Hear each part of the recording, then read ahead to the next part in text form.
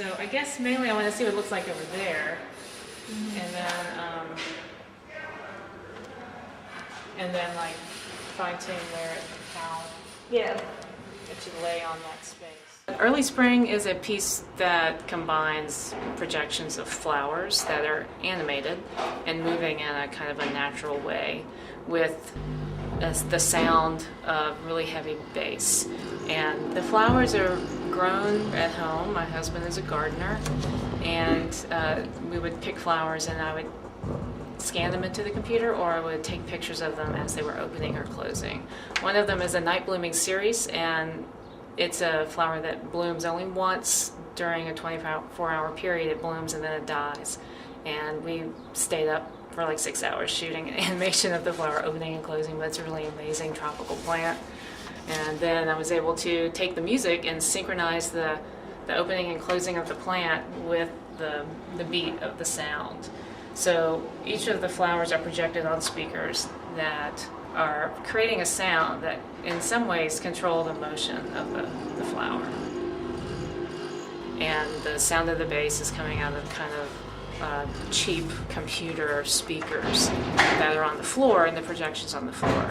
And the sound is distorted in some cases, but there is a beat and a rhythm to it. So for me, it's a lot about nature and technology and how those two things blend, and things that we sometimes think of as unnatural are very natural. That really deep bass sound, like you sometimes hear in cars when the windows rattle, is something that I was looking for, and that is something I really associate with a heartbeat sound or with a life force sound.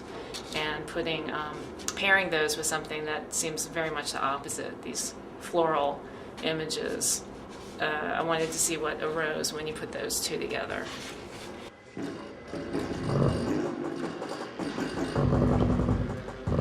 I have a love-hate relationship with technology myself, and I'm very tired of dealing with wires, and so I really wanted the wires to be part of the piece because I wanted it to be obvious that it's an electrically derived piece and it's not a magical apparition.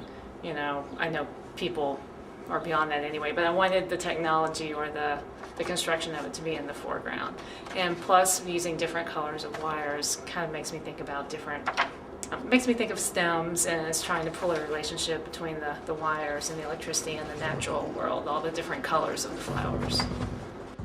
And the other piece, called Long-Term Memory, was inspired by the Mississippi River. I discovered, and I'm sure lots of people have discovered, these maps that were made by the Army Corps of Engineers in the 1940s. They were all made by one man in particular. He basically mapped the ancient courses of the river, and if you Google that, you can find them online. And they're really beautiful maps that show how the river has changed in the past 300 years. So he color-coded the different eras of the river that he had figured out by flying over the river. And I was really just inspired by the idea that the river is this one continuously evolving line drawing, basically, that changes through eons, and its sense of time is very different than our human scale of time.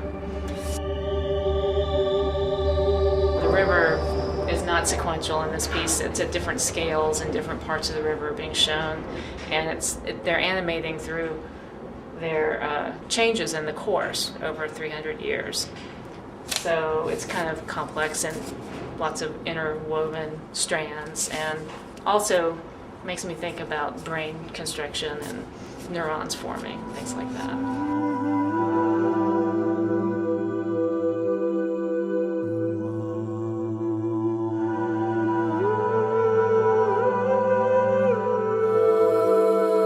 The idea that people forget that the river moves is interesting to me too. Living in New Orleans, we're always afraid that the levees will break, and we want to try to keep it in mind that this is something that happens in the natural world.